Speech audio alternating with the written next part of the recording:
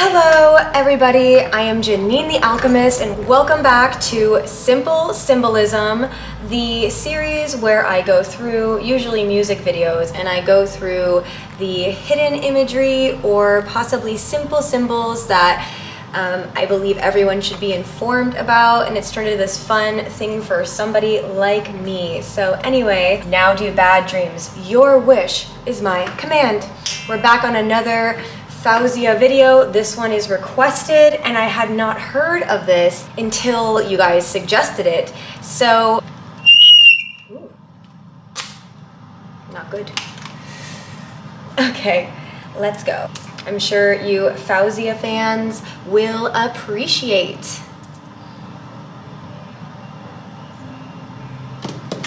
So we are once again faced with a very simplistic looking music video here. It looks like there isn't any symbolism happening here. It's just her in a dark studio here that looks, it's probably all a studio, and that's probably not actually outside. It's probably a full set, but the way that it looks like she is just practicing late at night. There's a parking lot out there. And I think that there's like a picture being painted here that she spends her time alone writing music very often. If you haven't seen this before, pause this video. I'll leave the links below and go ahead and watch this video and then come back. I have the lyrics right here, courtesy of my husband. Side note, the top comment on this one is, get this, she wrote it when she was 14. And I actually conducted some research that there is another version of her singing this for a radio channel when she is much younger. She wrote this when she was a child. She is basically a prodigy, which is why she has such a large cult following. And I totally fell down that rabbit hole when I discovered her music. We need to remember, even though that this is like a really beautiful and relatable song, but to give it context, this is being written by somebody who is young. This is being written by a child who feels her feelings very deeply. And I think that she's older here. What is she, like 17 or something here? I really like how she captures that when she's saying run, it almost sounds like she's screaming, saying ah, like it's so terrifying. So at face value, the lyrics in the song already kind of sound like this is night terrors. To contextualize why I analyze art and why I choose to interact with music this way, this is a good way for me, and I share with you, to not just mindlessly consume art, but to really truly understand what that art means to you. So I guess this disclaimer is, we can guess based on what she's given us, based on what she's written, and based on this music video, what it means.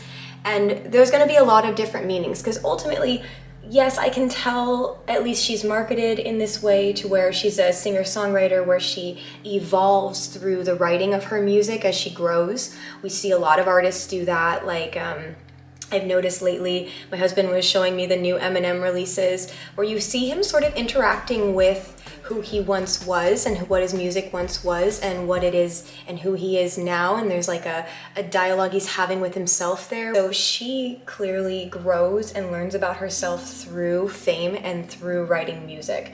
And I just want to say that just because we can get a lot from this, we still don't know her.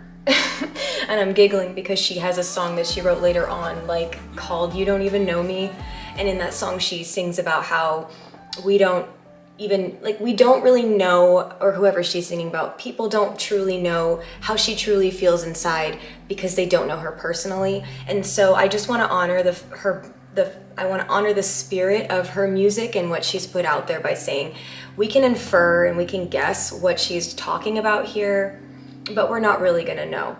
The most important thing about interacting with the art is to figure out what it means to you and why this song stood out to you. I'm gonna tell you right off the bat, I have an opinion about what I think of this song, and you are welcome to correct me or tell me your interpretation down in the comments. I like reading it. Also, if you hear a sound, it's my chair. I'm sitting on a bouncy ball chair. So yeah, anyway. So the question is, who's they?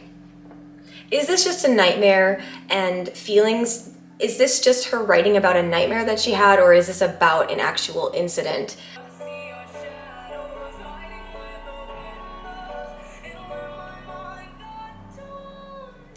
So she keeps mentioning these they. Who knows, maybe they're dark figures in her dream. Maybe she suffers literally from night terrors. I have not experienced that, but I've had friends who have, and it's a very, very frightening and scary thing because you can't really escape from that until you wake up. It also sounds like she suffers from panic attacks here before they capture your mind. So this part is what makes me think it's deeper than just a nightmare, because as we know, sometimes, not all the time, but sometimes our dreams what can manifest as a signifier to us that there is something going on in our waking life that we should address or that is stressing us out. Darling, I've been having weird dreams. I don't know what they mean, but I know I don't want to, which speaks to how her young age when she wrote this at the time, because sometimes we are just not ready to face whatever it is yet, especially when we're young. Darling, this is getting scary. Why can't I stop shaking? Yeah, the panic attacks. I hope you don't see them. I hope you don't see them makes me think that this literally could just be her getting night terrors. And sometimes people will see like dark shadowy figures in the nightmare.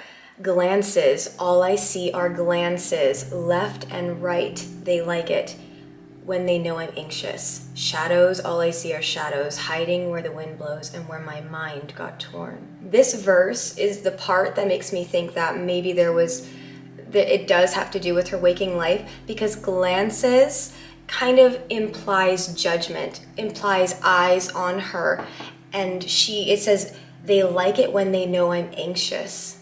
So I don't necessarily want to just assume that this is about her fame. It just feels that way because she's singing about what I'm guessing is her own life. And so it sounds like so many people are watching her, judging her. It's making her anxious.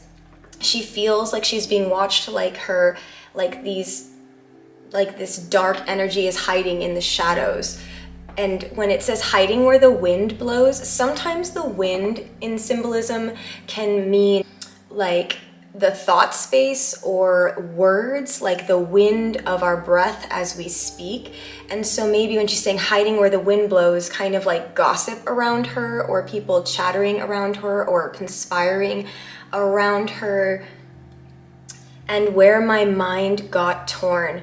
And a tear is, by the way, I'm not a mental health professional. I am just a normal person like you who admires art.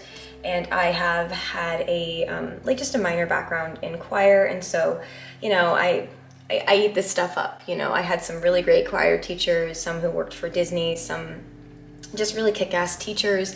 And so I'm also picking up on undertones here from like her singing so low, so dark. I can really feel this emotion. I'm sure we all can. And then I'm going off of also my study. You guys know I'm super into the shadow work, right, for Carl Jung and all that self-study stuff I do. So here it's like she's saying shadows. All I see are shadows, hiding where the wind blows and where my mind got torn. It sounds like there was an instance where a tear can sometimes be a reference to a trauma. At the moment where the trauma happens, there's a tear, and the person is fragmented in certain ways, and they compartmentalized in certain ways from the trauma. So she could literally be talking about being torn at some point in time from some instance where she was hurt. Maybe she really was followed and harmed by people. I don't want to just make accusations. Like I said, we don't know her, but this can be very multifaceted. Yeah, we have to remember she is a child prodigy. I even was reading, or I even saw some videos of interviews of her in recent years where she has written music, but she kept going through her schooling, and she went to engineering school. It's very clear in just even the last song in the Tears of Gold video. We know that she struggled with her peers and her relationship to fame and being a child prodigy. So when she says, you stay as far as you can before they get to you, I just think of the evil eye. I think I brought one out because it reminds me of the evil eye, because she's talking about glances, judging her. You stay as far as you can away from them before they get you, and before they live in your mind, run, run, run, run. So that reminds me of like the evil eye. I have one right here.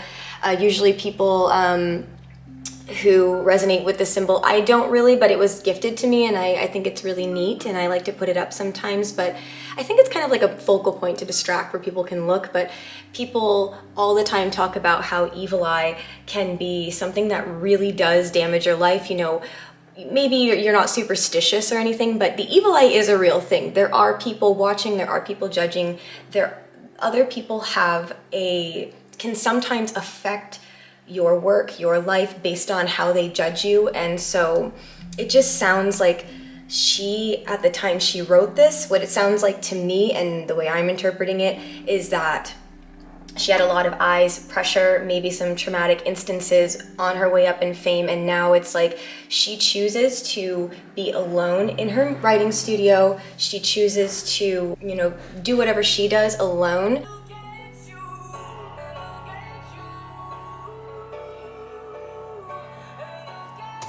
If any of you guys are like went to music school and know about the chords and stuff she's using, I'd be very interested. It just hits that spot. You guys have made a Faouzia fan out of me even more than before. If there are interviews where she talks about her relationship to like her creative process, let me know. I watched quite a few videos, but I don't know that I'm just guessing from this song that I'm getting the impression that creatively, and to do this work and to do her thing, she feels different. She feels isolated, and she can't have what other people think cloud her mind up. They'll follow me till I can't breathe, and I'm begging for mercy.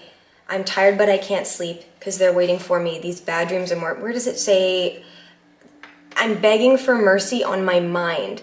So it's like she has to keep her mind clear of that judgment, those glancing eyes, those things she hears on the wind from, you know, the twittering birds about her. She can't deal with it. So she self-isolates in her studio, and that's the impression. Because I always ask, like, for an official music video, why did they choose the format they chose? Somebody on face value might look at this and say it's not really artistically thought out. It's just her at a piano doing her thing. That's what she does, like at her shows. But I think that's kind of the point. It's dark, it's late, she is alone in her feelings, writing her music, and I get the sense that she's gonna then go and walk out to her car alone and go home, and that she's not gonna be seeing anyone. I get the impression that she is out late, working on her music, working on her life alone, because this was hard on her. It was very emotionally taxing. I did look a little bit more at her body of work and listen to some more of her music, watch some more of her music videos, and there is a character arc here. There's some growth, there's some coming out of her shell, but she kind of gives off introvert as a personality. The more you watch her and the more that you see the way that, you know, the persona looks here, she seems kind of introverted, and that she gets anxiety from people. Speaks to me, and it speaks to a lot of people. You just read the comments, all ages. It resonates with them because she's just able to express this like raw emotion. What is it? The raw feeling that we can all relate to. Again, the most important thing is what does the song mean to you? What does it evoke in you?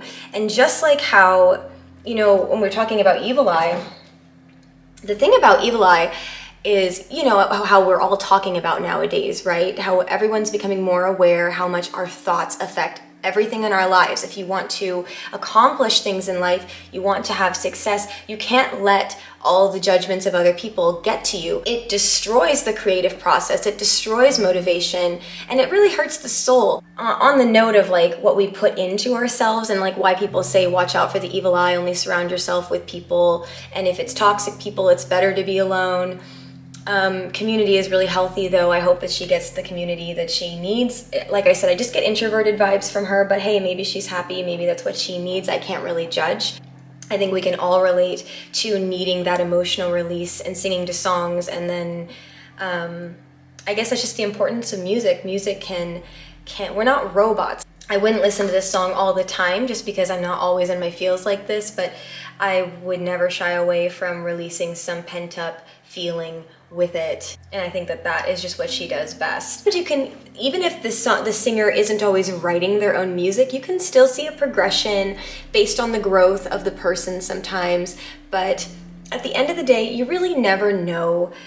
Yeah, like we know Faouzia writes her own music, but we always should look at these things with a kind of a skeptical eye. Just know that these things are highly produced and changes are made, and we can't just assume that all these things are actually about her life. It might just be something that is going to speak to the greater collective, and they know that, and so they produce that. And so you just always got to be aware that that can sometimes be a part of the process too. Like I love to listen to music that's going to be more uplifting, more inspiring, but it doesn't mean that I'm never going to listen to this type of music to feel like I can relate to somebody else, to get into those feelings and to sort of purge it out, cry it out, or belt it. There's always going to be a place for that. And let me know your interpretation. Let me know if it's that deep or if it's not that deep. Let me know if you also love her now. I think she's incredible. I hope the best for her in her life. And anyway, go ahead and hit the like button if you liked this, and hit subscribe for more content like this. Again, I'm Ginny the Alchemist. Thank you so much for watching, and thank you so much to everyone who supports this channel. Thank you so much for everyone who has read and purchased the shadow work ebook. It's meant a lot to me. I really did pour my heart into that, and so it's really cool knowing that people are looking into that. So anyway, yeah, I'll see you guys all in my next video. Bye.